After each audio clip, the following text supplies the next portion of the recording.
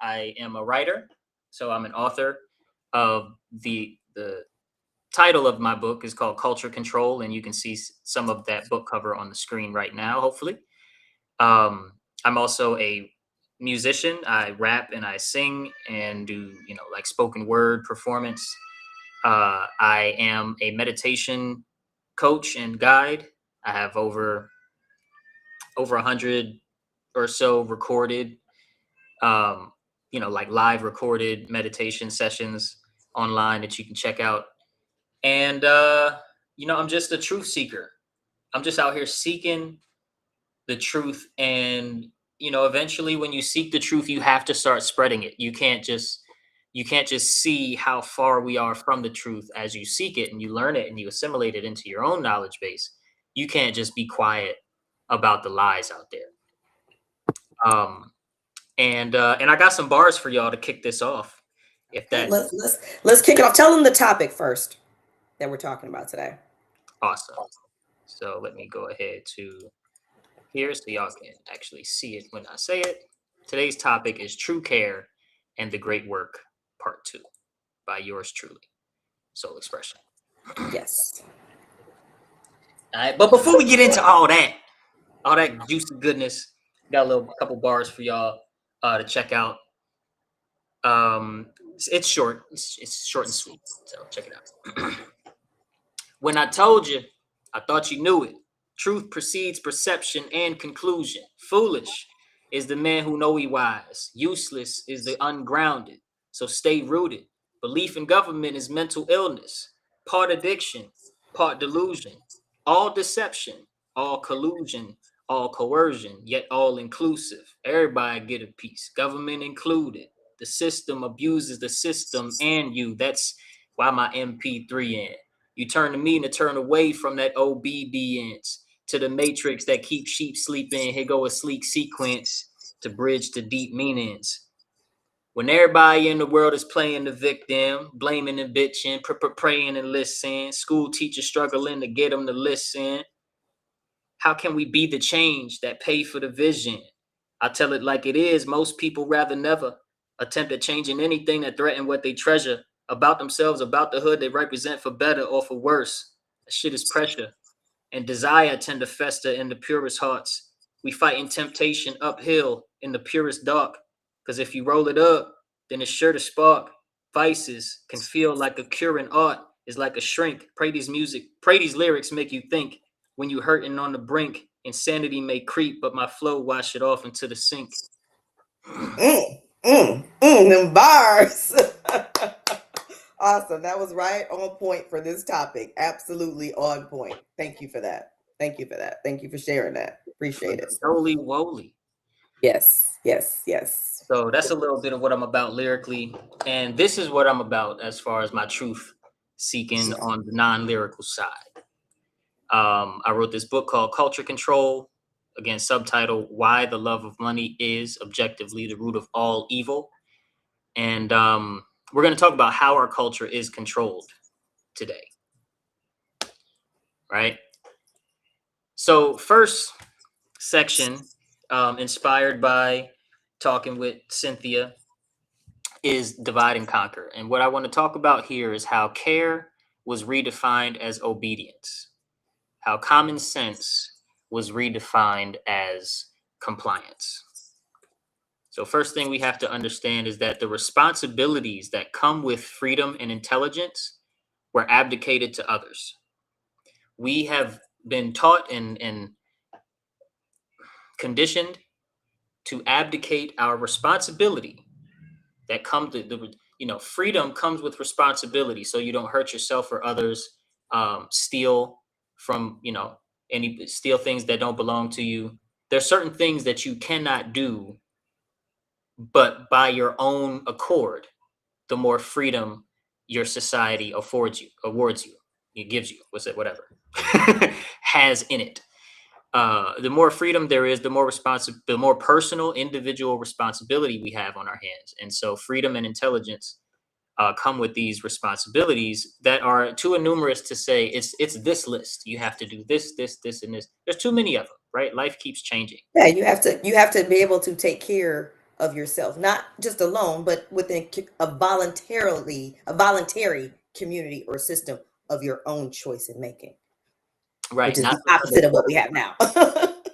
yeah, not just under threat of duress, right? Right. Not under coercion or, yeah. But we saw compliance with authority as a way to be lazy and to shuck our responsibilities. And now, as long as we can just remember to be fearful of the government, we might just be able to be good people instead of just being responsible good people by choice. Our moral responsibility, also known as true care, right? Because care on one level is felt, but care on another level, what I call true care, what others in the freedom community may call true care, has to do with actions, has to do with courage and actions. So our moral responsibility or true care was surrendered to institutions, schools of thought, or identities, rather than exercised individually. And history, through these two things, through freedom, the responsibilities that we have with freedom being abdicated to others, and with care being abdicated to institutions, history reveals a pattern that repeats itself and repeats itself and repeats itself and repeats itself under different names, and is the same pyramid structure that we're going to get into in these next two slides. But the one defining feature in all of the structures, the governing structures that have the same pattern, is that good people were the ones who obeyed. And that's why Yes. we have grizzly bears in the circus, because the power to condition a mind is so much greater than the power to condition a muscle. Mm. Hmm. So Much more powerful. first, we have the old way. We have the old man, the king, at the top of the pyramid. And in the pyramid, we have the elites, we have the rich. Under them, we have the merchants. And under them, we have the slave class. Very broadly speaking, not trying to get too specific, everybody can kind of agree with this or agree to disagree if you think it's so vastly different. But, this is a very common way of seeing the real structure of real, what we call developed societies and developed countries. And this is the old way to do it. It was called kingdoms. At the top, there was one man or one family, maybe, but usually just one man. And then under them was the nobles and the elites. And then under them was the rich, the people that contributed, mostly to the kingdom and supported and built things and whatnot. And then you have the merchants, those that worked for the rich, and you had the slave class, those that worked for the merchants or didn't work at all or whatever. All right, the old way. But nowadays, we have what's called the new way. Tell us about the new way. At the top, we have the elites. And then everyone else. Under That's them, we what it have the seems like it's merchants. going to. And under them, we have, instead of the slave class, we have the second class. And I'll just kind of go with it as we're already laughing. Of course, the old way and the new way are the same way. Elites, rich, merchants, slave class, or second class. And elites, of course, can be anything from families like Rothschilds and Rockefellers and De Beers and whatnot to the, super top of the rich, to whatever, to the dark occult leadership that we'll never know their names, the fucking aliens, whatever. The super duper top is what elites represents. It doesn't mean anything specific, like a type of people on one specific mission. It means the top of the top, right? And then under the top of the top, you have the top of everybody else, and then under them you have the top of everybody else, and under them you have everybody else. And that's kind of how it goes, right? But either way, what these slides are talking about is the structure of the pattern that we're going to get into, called divide and conquer. So that's the structure. And it's been the same. It's just, instead of one man, now we have government, which is many men and some women, or many men and women. Right, here we go.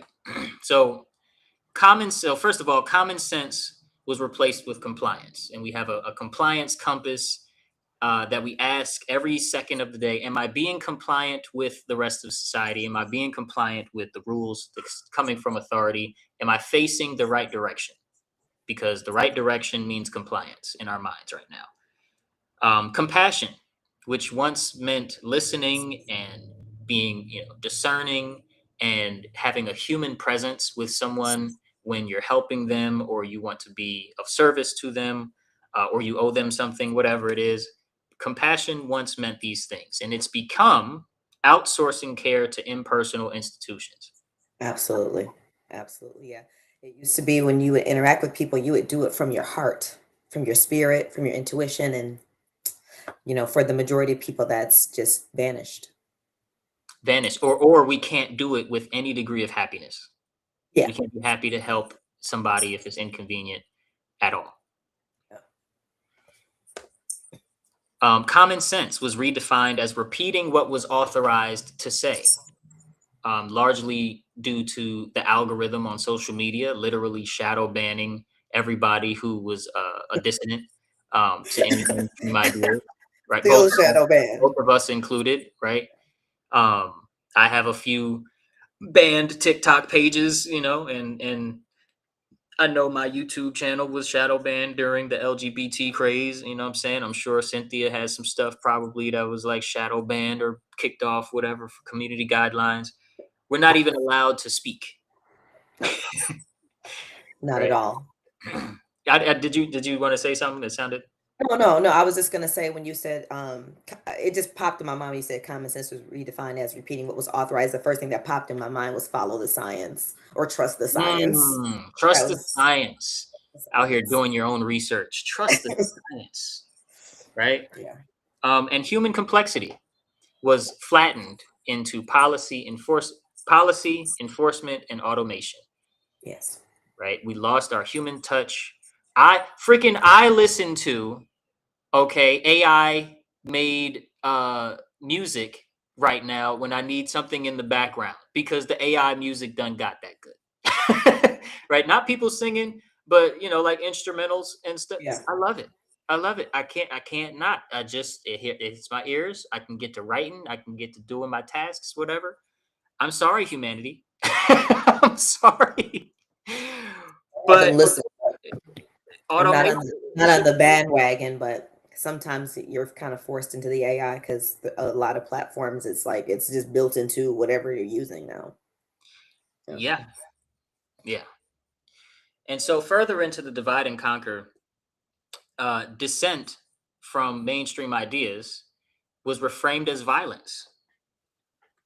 Right. And it's funny that you brought up that trust the science quote, because questioning things online, which, and I'm going to get a little bit ahead of myself and just say, doing the great work online gets you, censored, and you become a target because rhetoric is challenged with like cancellation. Not better rhetoric, just like cancellation. And if you go too far off the rails, they make attempts on your life and do a whole bunch of stuff, right? So as just some examples, are you questioning Bibi Netanyahu's, reaction to October 7th? Well, Israel has a right to defend itself. You bigot, you anti-Semite, Right. right? Are you questioning that we have 70 some vaccines that we want to give your child? Are you questioning the new COVID response? Well, you're hurting grandma, you dummy. You're killing grandma. You're killing grandma. You big dummy. Um, Another one that we heard, this one we don't hear as often anymore, but it was ridiculous and very common, and still is loud in, like, say, California. Trans kids matter. Don't you be asking harmful questions about hormones being injected into your little boy. Don't you be asking questions about you know, the little girl. Or what you're talking to our kids about without our permission, without our Yeah, knowledge. what kind of books we're putting in How their dare thing. you? You're only the parent. Yeah, it's Yeah, bad. you're just a parent. You're not me, the public servant. I have authority. Anyway, or last but not least, Erica Kirk is just a grieving widow. Don't question anything about her organization or any of the suspicious things going on with this whole story. Right. And of course, I don't bring up any of these examples to single any of them out or get into any of the arguments here or there. I'm saying that these are clear examples of our speech being targeted as harmful. And you know, the television, the newspaper, the textbooks, the radio, all of that is being replaced with independent media, and independent media is under strict control already. Right. So that's the point of this slide. Yeah, truth is the biggest uh I thing that they fear is the truth. It's Yeah, just that simple. The truth is what they fear the most. absolutely. And that's why they don't want you to have conviction when you meet truth. And they want to isolate and separate you from everything. Here we have the picture of the three girls who are hanging out, but they're not hanging out because they're in their mind. They can't escape their mind because their phone pulls them back into their mind every time it goes bzz in their pocket. Right? That drives me crazy when I go places and I see a group of people together and everybody's on Outside. their phone. I'm like, just go home and just be on your phone. Like, why are you out together with people and you're just that drives me nuts. It absolutely drives me nuts. Yeah. Isolation was framed as a means to find love, right? From the porno culture to the Tinder, you know, dating apps. You know, you find love online. To the attitudes of I can do everything by myself, and then once I'm ready, I'll go find a woman or man, a companion. Just that attitude of do it by myself, building that up for years and years and decades, and then finally trying to go and be with somebody else. Right. All of these things. Isolation was framed as a means to find love, and it's totally not. Distance was framed as duty. Don't be all up in people business. And again, yeah, don't be all up in people business, but like no, like it's your business too. You know, if they're doing all right. But Um, but but care. You know what I mean? care. With the distance framed as duty, we've stopped caring when you can clearly see some your neighbor might be in need. They might be struggling. They whatever. And people will just literally do like this and not care and not show that compassion. So that's a big problem in society because isolation is going to result if we treat each other like that. Because now I don't want to be around you because I feel like you don't care about me. There's no what were you talking about? True care. And if you don't feel it, you will want to isolate. Hmm. And with all this separation, real community, which means off-grid food and shelter, right? Off-grid community economics was, or maybe not really off-grid because, like, you know, credit cards, you're gonna be on the grid, but community economics, practicing group economics, buying from each other in a local community, Bartering, all that stuff. bartering, Yeah. sharing, uh, all of that, Yeah. was treated as a threat. You know, not only a threat to maybe like your neighbor or something, which would make more sense, but a threat to national security and or a threat to, you know, like the tax system or whatever system that they have, these obedience systems that they have set up for us. Ridiculous.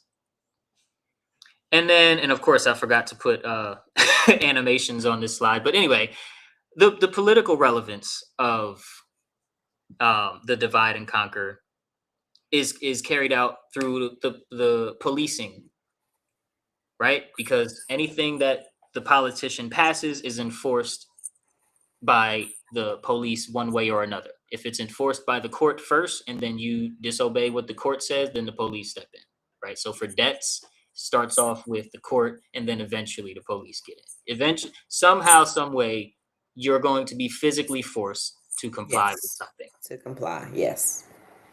And the way that that's taught, especially from the right wing of our bird, and I happen to if one were to hold a gun to my head and say, pick one you like better, I like the right way more than I like the left. I don't respect fully either side as far as their conclusions. I don't respect their conclusion, but I like the right way more than I like the left. I will make fun of the left 10 times more than I make fun of the right during this lifetime. But And the I right, believe that is definitely something that is by design for sure. absolutely. But the right has it all the way wrong about police. They do. And the police state, and how they frame law enforcement as moral when the laws themselves are not based in morality, not objective morality. That is, they're based in what's called uh, uh, moral Relativism. relativism. Yes. But so police shifted from protecting rights to the idea of police shifted from protecting rights to enforcement, right, of administrative policy. Order followers are praised daily, especially by the right wing and whatnot. Non-violent citizens are treated as violent criminals. You can Yes. lose your life because you roll a stop sign. Lose your life because you just happened to be in the wrong place in the wrong time, and they Right, might have thought you did something or right. looked wrong or looks suspect. To It's this day, that bad. yeah, It's we're not that talking bad. about just like black people in the '60s. We're talking about today, Yeah. 2026. Yes. And then just comply is like the answer, but it's never just the answer. And here I have some exciting things because it's story time. Okay, and my story here is called 1 Inch at a Time. Imagine a town that's told there's a fire coming, and the leaders of this town say, "Hey, just for now, we're going to need to enact some emergency powers." Now, people are going to agree because emergencies are temporary. They don't last. They don't take the whole house when they enact their powers. They only take one drawer of your house. But then, of course, in the next month, they give you an update that a new emergency has delayed their return of the drawer. And they also take another drawer. You see where this could lead. In 1933, during a real financial crisis, the government told people, hey, turn in your gold. We'll keep it safe. There's an emergency in our banking system, and this is for stability. In House Joint Resolution 192 was a United States congressional joint resolution that effectively ended the gold standard, establishing a credit system of credit-based or promise-based currency in place of a substance-backed currency, and other key congressional acts in the United States granting emergency powers to the government and the enforcement arm of the government since 1930 include the Emergency Banking Act of 1933, giving them control over your finances and whatnot. The Trading with the Enemy Act is another financial one that which was expanded in the 1930s. The International Emergency Economic Powers Act, economic powers. The National Emergencies Act, codifying and managing other powers that were already enacted. The Stanford Act for disease relief, and some provisions of the Public Health and Services Act, like Section 247. These laws, among others, allow presidents and politicians and the enforcement arm of the government to address crises from economic collapse to natural disasters and pandemics by activating specific powers like controlling finances, seizing property, or developing resources. Most people always comply with emergency powers because when they are presented, they sound reasonable, limited, and necessary. Yep. Here's what happened. The crises passed. The powers stayed. Years later, another emergency, then another. World wars, the communists, the fascists, the civil rights, the 9/11, the Always spreading of something. the spreading democracy in the Middle East, the Ukraine, Russia, the October 7th in Israel. Every time freedoms decreased, the same logic was presented. This is different. This is temporary. This is for your protection, good people. 1 inch at a time. Powers became permanent. Banking powers became permanent financial control. Usury became not only legalized, but normalized. As well as propaganda to help sell all of Propaganda this. became legalized.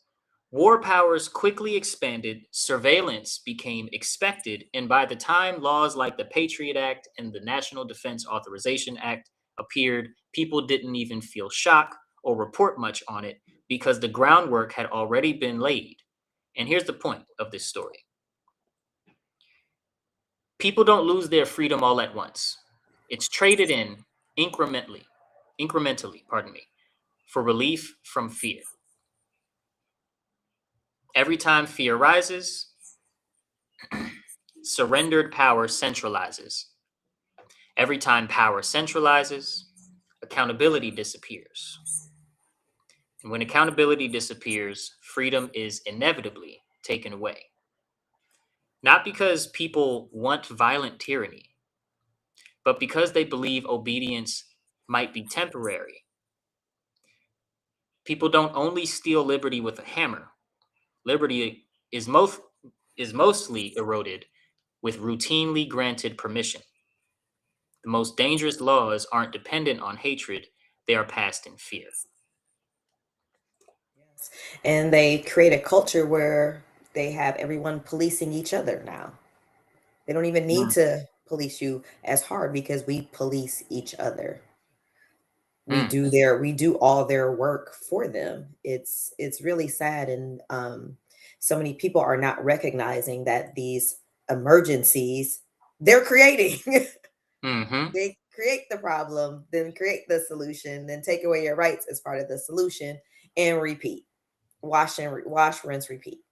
Which means the solutions that they give are not solutions at all. No, it's a solution for them, but it's not a solution for us. Right. The It's really solution the for next problem. us has to do with just getting rid of them. But Right. yes, let's go to part 3. So section 3 it involves shadow work. And this, of course, is one of the real solutions because it's a part of Absolutely. one's individual journey to um, assimilating the knowledge gained when you study natural law.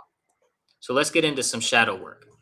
First of all, we have to recognize that we were made to fear, hate, and fight death in many ways instead of prepare for it as a part of an eternal experience.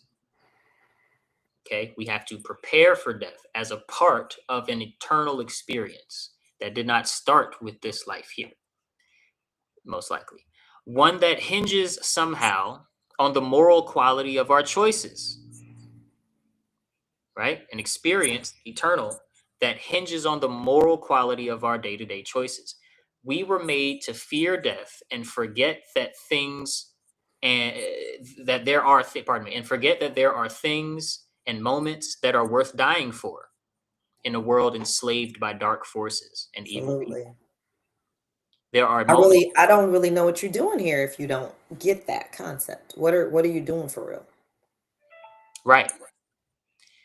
We are made to hate death for being inevitable instead of embrace it as an observable part of a beautiful existence.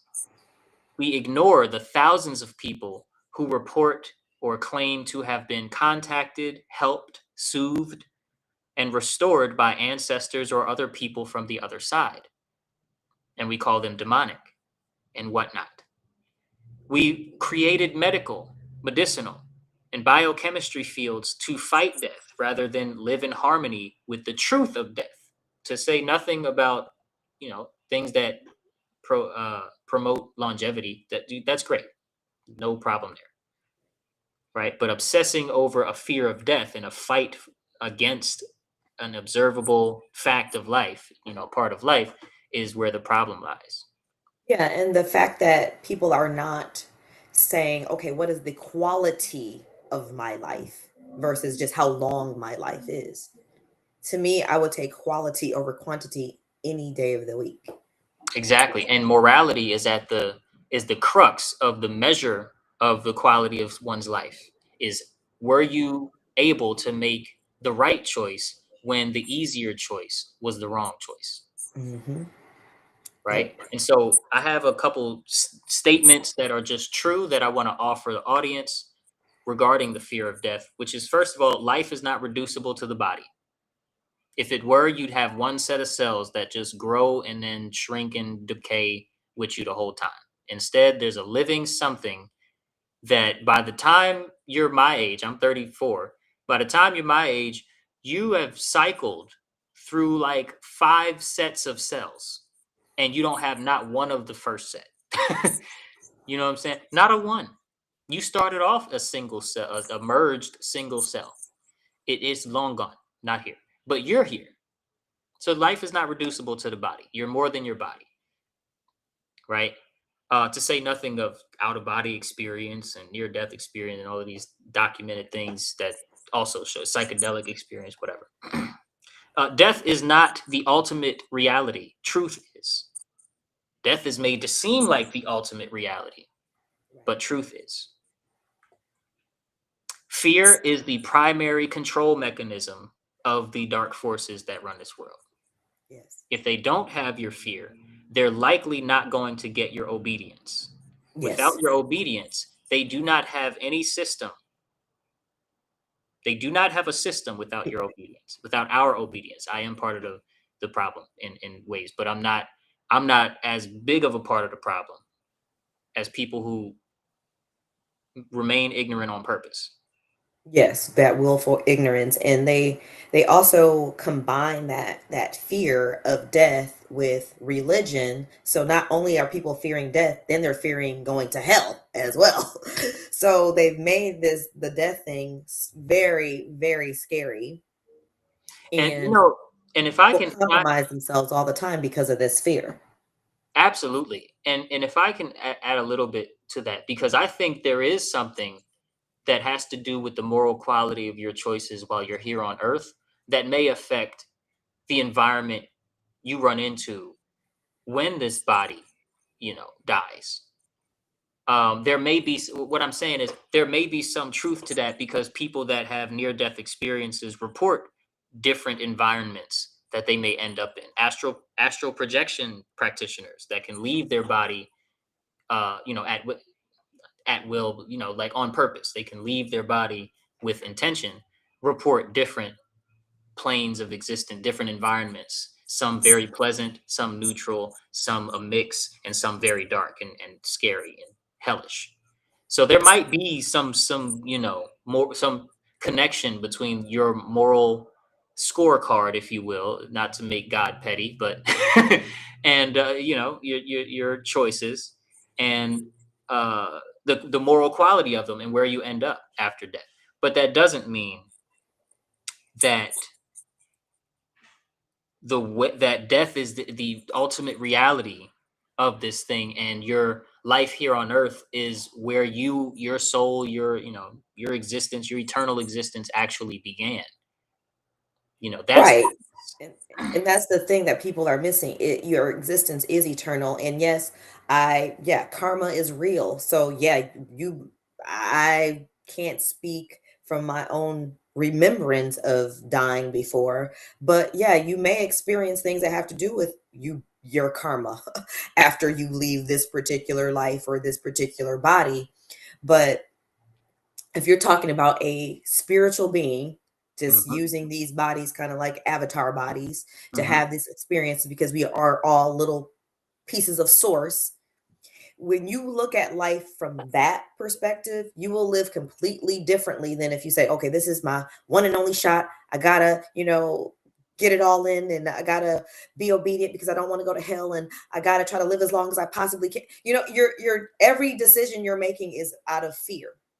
None of Right. it is out of love. None of it is based on morality. None of it's based on what is true. It And is when just you're making fear-based decision after fear-based decision just to draw this out as long as you can. right, and when fear dominates, morality collapses. And a Yeah. life lived in accordance with natural law requires proportionality, right? Looking at something that you fear and being logical about it. Okay, which pieces are actually like not deserving of just fear right now, just this emotion right now? Which pieces Right. need discernment? Which pieces need my conscience to be invoked?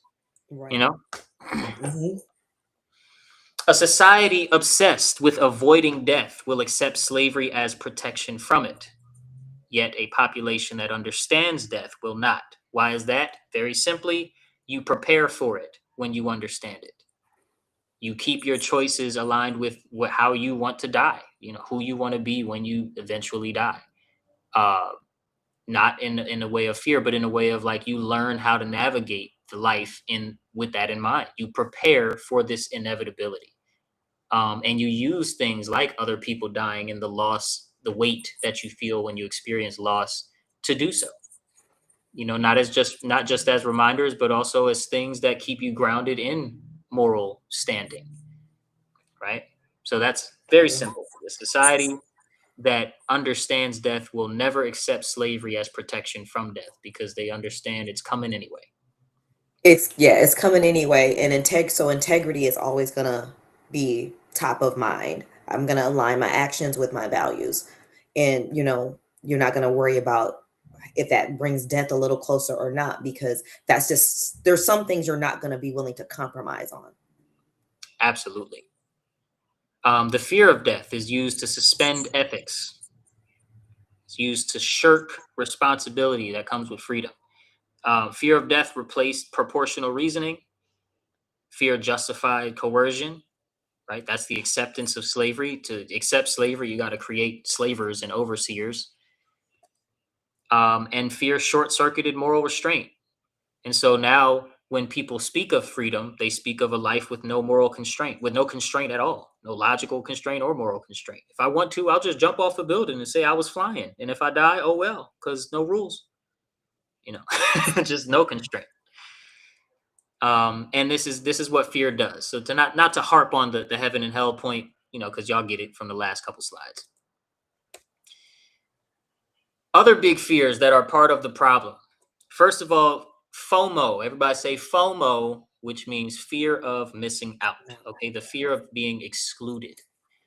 Um, this is pretty self-explanatory how this fear is so embedded in us from childhood. The way that schools are set up and the way that how economy is set up, it makes it very easy for bullying and whatnot in schools and school environments to result in a great fear of missing out for almost all of us. And then when you're in your young adulthood and you see people that are not much, not too crazy older than you, but like, maybe 5, 7 years older than you, doing way better in life. And they look at you a certain way until you make it a certain, tax bracket and whatnot. And there's TV and there's all of these advertisements showing you everything every day, every minute of the day, what you're missing out on. To say nothing of the porn industry and how you're missing out on your fantasies and the glamour fantasies, the stuff that's like glamour porn, if you will. That how you're missing out on luxury and you're missing out on all of these things, the even spiritual stuff. Oh, how you're missing out on the greatest ayahuasca trip that you will ever have, or whatever. It's just fear of missing out is played on by everybody in every industry all day long, and it's a huge part of the problem. Yes. And also the fear of being wrong, because when you fear being wrong, you can't admit when you are found to be wrong. And you can convince yourself, you can go crazy a little bit with this and convince yourself that you can't be wrong in certain situations and really do a number on yourself, right? Which has lasting consequences Mental gymnastics.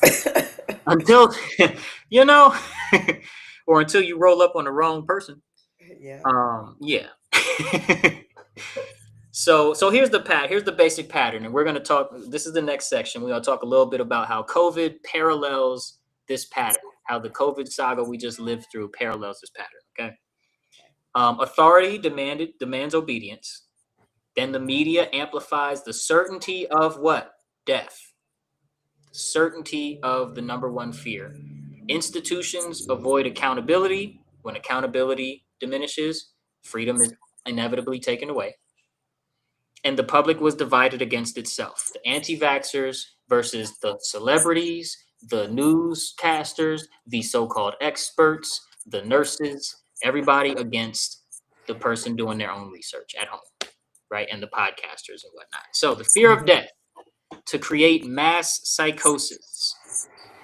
First of all, the image of the suits, the scrubs and the lab coat, that image screams authority by way of symbolism to anybody that looks at it who's, let's say, 7 years old or more.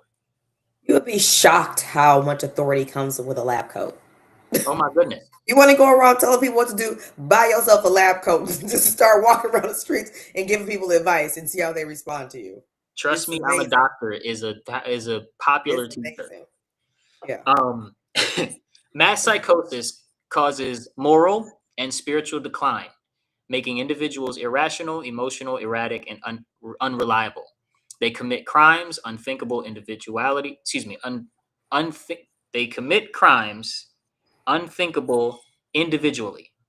Yes. Excuse the grammar of that. I didn't write that. Those afflicted are often unaware of their condition, much like an individual's inability to observe their own madness. Psychosis results from a detachment from reality, leading to delusions, false beliefs considered true despite evidence to the contrary. Delusions vary from paranoia to grandiosity, influencing individuals' behavior. And what were the crimes committed under this? First of all, abuse of children and the elderly were skyrocketing through the roof.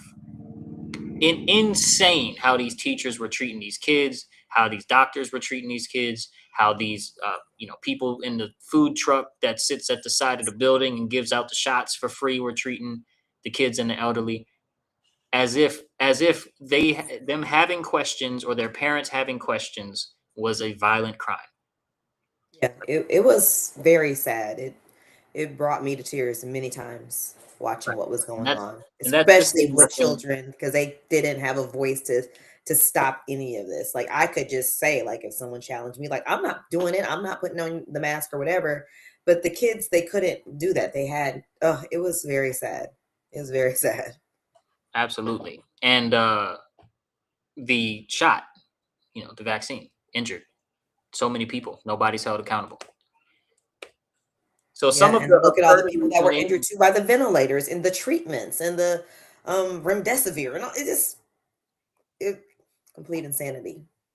absolutely. And on a part 3 or something, we can go into remdesivir and how Lord. how that wasn't even approved for testing in Africa, where they freely kill people.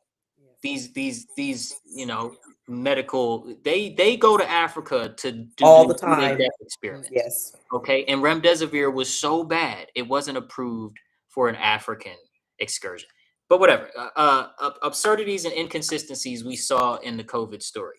First of all, we saw for the first couple months, maybe not 2 months, but like definitely a whole month, if not a month and a half.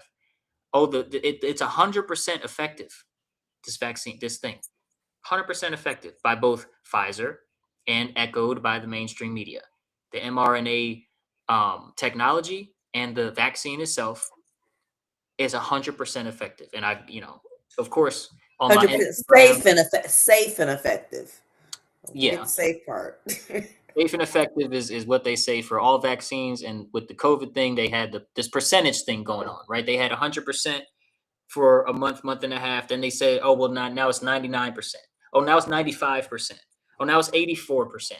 And they kept going down in the levels of certainty. And obviously now the vaccine's been confirmed to be ineffective and unsafe by all standards of measure. The military, the medical people, the lab professionals, they're all reporting on the deaths, including the hundreds of thousands of things like miscarriages and brain damage and Permanently disabled. All disabled sorts. injuries caused directly by the injections, right? And we later saw, in unprecedented fashion, the presidency and the leadership of other countries, the presidency of other countries, become completely obedient to Anthony Fauci. And it was, Yeah, and anybody, I'm sorry to interrupt you, you're fine, go ahead. but anybody that that needs to check out Anthony Fauci, he was also involved heavily in HIV and AIDS. And Look Ebola. into look yeah, and Ebola as well. Look into this man. You will go ahead. All I can say is if you have not yet, look into this man. Yeah, nah, fuck Anthony Fauci. Anyway, um, Exactly. That part. I felt comfortable because we here with each other. You know what I'm saying? I felt comfortable doing that on your show. Won't do it again. Oh, you're good. You The good. illusion of certainty. So absolute language was used, right? 100% effective, 98% effective. You're hurting grandma, right? When you go visit your grandma on Thanksgiving and y'all have dinner together, you're putting everybody at risk. You're being insensitive and uncooperative to a safe society, whatever. Um, and then there was no accountability when things like how masking doesn't help at all against a so-called airborne virus. Just no accountability. Nobody, no arrests, no interviews, no tell all to the public why I did it. Even if I'm not getting in trouble, like why I did it, nothing. We believe narrative over truth. Dissenters were blamed rather than encouraged, shadow banned, revisions were held back, institutional credibility was, you know, dropped by a whole lot in all of the different polls and how people feel about big pharma and whatnot. Somebody put in the comments, Steve put in the comments, Anthony, the devil, the devil Fauci. You got that right. That's Devil, the the perfect name devil for him. himself. That should be his Um, middle name, for real. and what did they call for above all else is obedience, right? Yes. A little bit of what we didn't see. We didn't see the investigations into claims such as malpractice, gain of function, the alleged money laundering, the sudden deaths of whistleblower doctors and scientists, etc. We didn't see any of those investigations pop off, right? And why is that? So this is a very important thing here that we saw the effects of most obviously during the COVID saga. In my opinion, it was most obvious because we have this top-down need to know structure of all of our major um, you know, Institutions, agencies, all of them. They're yeah, all set up like that. aspects of our They society can get are away all, with literal murder. are all structured with this top-down need to know structure. Yep. And what they do is they create too much space for bad actors to carry out harmful agendas. Because if the one at the top or the three in the middle and the one at the top are the only ones that know why certain decisions are being made, and the ones at the bottom are just answering all of the calls and the emails with the scripts that they're given from the four at the top, and they have no idea that what they're doing is participating in something completely evil, karma is That's still why going to you hit them. have to have the moral fortitude to ask questions. And if your questions aren't being answered to your satisfaction, you need to leave that job. And people aren't doing that. Sarah had a comment. The most medically experimented on is the chronic kids with child's diseases. And Yeah, that is sad. You're taking and the most the elderly. vulnerable people in our population that we're supposed to protect, and that's who you choose to experiment on. Right, and the elderly in the homes and whatnot. Yeah, Sad. absolutely. Yep. Um, and so the top down structure creates plausible deniability for wrongdoers to do wrong. And but I didn't know that was that department. And you all up in you hand in the cookie jar, but you have Right. plausible deniability because it was the I other didn't know. department. I didn't know. Yeah. And You yeah, to it's know all what need you're to doing. know and whatnot. Exactly. So what we have is a situation where we have the great work that must be done. The great work must be done. There's no ifs, ands, or buts about it. We have to spread the gospel. Okay. And the gospel doesn't mean, just the words of Christ. It means the truth. Full stop. We have to spread the truth. And We have the great workers who are doing the great work, and the gatekeepers who are doing what they call their great work, which is basically inverting objective morality on its head. Yes. We were made to be afraid, not only of death, missing out, or being wrong, but afraid of spreading the truth, doing the great work, standing up to authorities, teaching our children to do the same. And even standing up to other people. Like a lot of people, even when they know, but they will just go along with whatever the crowd is around them, and they'll just go along with it because they're scared to, they don't want to, like you said, they don't want to not be a part of the crowd. They don't want to not fit in. And Absolutely. that's a huge problem. Yeah.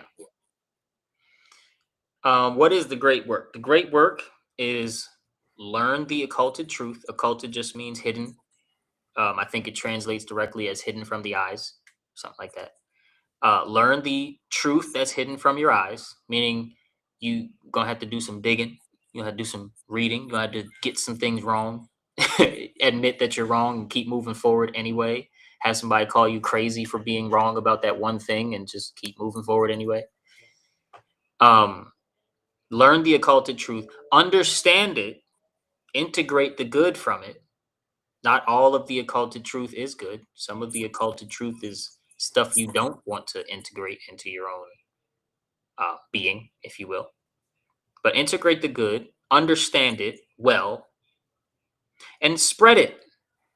Right. Spread the occulted truth. De-occult the occult knowledge regarding morality and natural law. Yeah, Sarah commented, fear-based response is going along with the crowd. That is a fear-based response. Yeah, because we have to, it's up to us. Everybody keeps waiting for some superhero with a cape on to fly in and save all of us. No, it is up to me. It is up to you. It is up to you and you. It's up to us. And so we have to start opening this throat chakra up and speaking the truth, even if you catch heat for it, even if you catch flack for it, even if, okay, your friends don't want to talk to you no more, your cousin don't, so be it. So be it. Some things are bigger than that. And this absolutely is bigger than that. Let them call you crazy. I don't care. I don't. Absolutely. I haven't cared for a long time. The only care that they get from me is true care, which, for them, that Thank means you, Sarah. actions against their agendas. Yes. That's the care that they get from me is actions against their agenda. Yep. Yep. So some questions that I have for the audience today, and I hope those who are commenting can write them down as they hear them, but just contemplate them a little bit, and I'll ask them one by one. And But Tensi said, especially standing up to our own fears and being willing to speak truthfully to family. Mhm. That was Tensi's comment. Yeah. And Sarah said, I like talking to people who don't want to talk to me. I sometimes enjoy it too. I Sure, you don't definitely want to talk enjoy about that this. myself. Yeah, I love that. I love doing that. That's Tensi will tell you. I love doing that. I love talking to people who do not agree with me because it for me this is a personal thing, but it may apply to everybody else in the world. Um, it gives me an opportunity to see what I really think.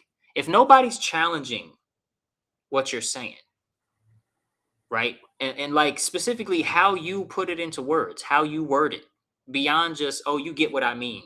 Like if nobody's challenging what you're saying out loud, how do you ever really get to test that you have a complete thought versus like, well, I have the talking point, but I don't really have the complete thought yet. I haven't really applied it to my own understanding. I've only applied it to Ben Shapiro's understanding. That's true. And it also tests your commitment to what you're saying. You're committed to the truth. Are you really? That's a test. When Yeah. you're challenged by someone else, are you just going to back down and act like you agree with them? Or are you going to stand on what you stand on? Right. Right. If you really stand on it. Now If be you really, willing right. to change your mind in the face of compelling new evidence. Yeah, you should That, be open to that as well. You but should be yeah, but open to yeah, that but as say well. it with your chest when But yeah. when you have an idea, say it with your chest. So I have these questions. Okay. First one, How do you ensure your mind, body, and spirit are aligned with your intentions? Now, obviously, your intentions are housed within your mind, so excuse the little bit of an overlap there in concepts. But how do you ensure that your mentality, if you will, your body and your spirit are aligned with your intentions? It's a great question to ask yourself. Don't try to answer it now, but just, this is a good check-in question. Here's the Yeah, next one. it is. What practices keep you honest when fear is present? Now, That's a really good question. practices is a very loaded word. Practices could point to prayer. Practices could point to taking 10 seconds and breathing slow, deep breaths. You know what I'm saying? Uh, Practices could be rituals, ritualistic in nature. Practices could be, I don't want to say something that's too close to just entertainment, but things that are maybe a little entertainment adjacent, if how they work for you is it's a practice of yours. So it's Yes, a very loaded word. It can be a broad lots word. of things. Yeah. How do they keep you honest when fear is present? The when fear is present is the real part of the check-in of that question. Mhm. How do you act consistently without surrendering conscience? And if you're a big fan of Mark Passio, you know that etymology teaches us conscience is common sense. So without surrendering common sense, okay, Yeah. what we can see together, con together, sciere, uh, uh, what? How do you act consistently? How do you keep acting? How do you keep moving forward despite the hardship, despite the heartache, despite the inconvenience, despite the fear, the hatred, despite the fight? Without That could be hard, especially when there's so much coming at you all the time. Because life be life and that can be it's challenging. I man, think it's one challenging. bad day will send you. Uh-huh. One Uh-huh. bad day will send you. Mhm. But don't let it. How do you keep acting without surrendering common sense or conscience? And then last check-in question: how do you give yourself grace without abandoning responsibility? I want you to send me these questions just separately of everything else because I really like these questions. I want to, no, I really do. I really want to just pose these questions to people, pose them to myself on a daily basis, and post these questions in the video um, description because I think these are really good questions that all of us should be asking ourselves. Hey, And we do uh, have some comments. Oh well, let me let you finish yeah, because we are coming up no, on no, an no, hour. no, yeah. Oh, no, you I want me to have read one them? slide. I only have one slide left, and I would love Okay. to see if somebody said something in regard to these questions. So Sarah's comment was, you become the master of your thoughts, emotions, and actions. And she says, I think this is the answer to most questions like this.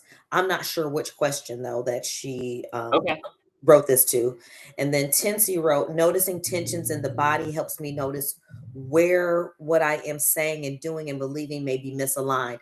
That's me. I can feel it. Like, especially the more awakened I become, like, I will get physically nauseous when I know I'm just doing the wrong thing. Like, it will like Hmm. make me physically sick now. I Hmm. also journal to myself from the perspective of the future version of me I'm proud of. And I forgot who I was. That's good, Tensi, too. I like both of y'all answers.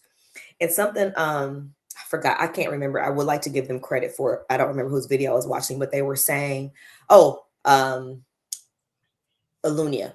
Alunia Noel. Her videos are very, she's a channel, but she was saying like when you are in a situation where you're kind of feeling perplexed or kind of conflicted or whatever, ask your soul what your soul would do. Ask your soul, how would you respond to this? What would you do? And I started doing that. And boy, the answer from my soul and the answer from my persona was very different. Very different answers. So I think that's a good technique or tool to use too. For surely. That's cool. I don't really understand people that have those kind of sensibilities. I can't tap in like that, but I, I'm very reflective on the after an action was taken. I reflect very intentionally and very clearly. and I know what not to do next time. And I actually do know what not to do next time it shows up, because it'll pop up back in my head. Because when I reflect, I have a lot of intentionality and purpose to. I don't just be thinking just because, oh, I'm just thinking. Yeah. Yeah. To the best of my ability. I scroll for that. Last slide, good people. And this image here is a repeat from part 1 of True Care and the Great Work that I did with Cynthia, because it's just a bomb AI picture. Again, shout out to AI. Sorry, humanity. I'm sorry. I keep doing it, but I love you more than AI.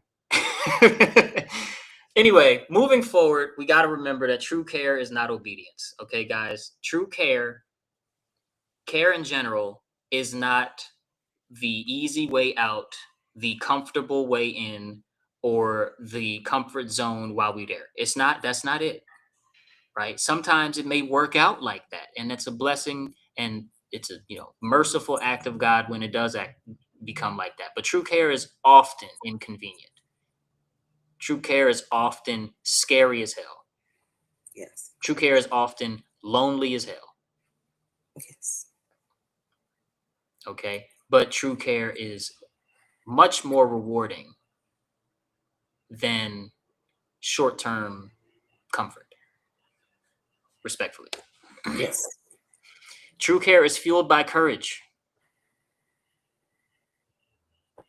True care is alignment with natural law, even when it is uncomfortable. True care is sharing the truth, okay, which is also called the great work. You have to share the truth. And when you share the truth, you focus on the kids. You focus on the children. Why is that? Because the children come up together, and we are done coming up. Okay, it doesn't mean we have no important role to play in the fight, but our most important role, in my humble opinion, is to teach the children the occulted truth, the occulted facts that lead to the truth. Full stop. I agree. I That's agree. all. It's very, very important. Facts are not truth. Okay, truth is found in life. Okay, but facts help the mind process what is available in life that we can discern truth from. But we cannot get truth straight from facts, only from facts, mere facts. There's a whole non Reality. there's a whole non-physical aspect to assimilating truth, good people. And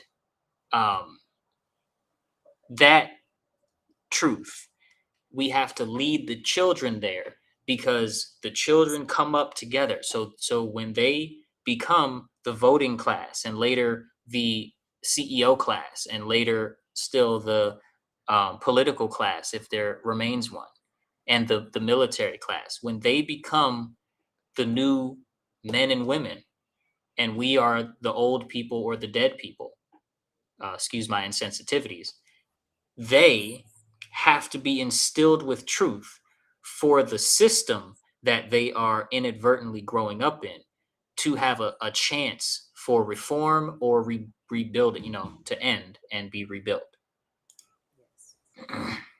Yes, very, very, very important, these children. So that was a wonderful presentation. Thank you so much for that. And thank you all who joined us live. Sorry about the technical difficulties.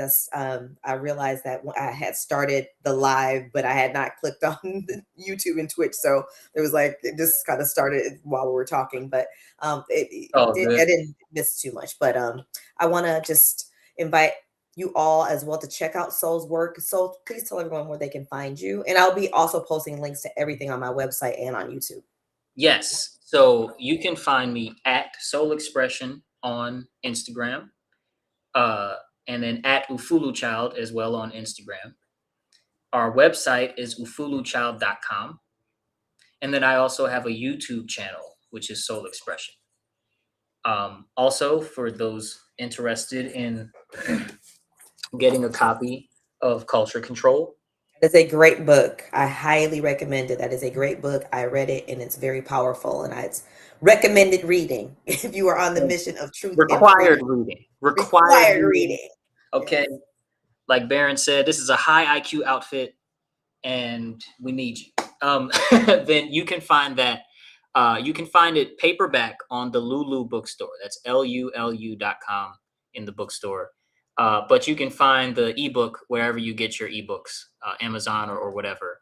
And it's called Culture Control. I'll hold it up one more time. Culture Control: Why the Love of Money is Objectively the Root of All Evil, by yours truly, Soul Expression. Yes. And again, thank you so much. And please visit the website, affirmlifedaily.com, to view past podcasts, again, affirmations, poetry, tons of resources, lots of information about natural law. It is all of our collective duty to spread truth, as he was saying. We have to get out of this divide and conquer mentality. We need to come together as a collective and start living morally, start living from our heart center, start caring about one another again.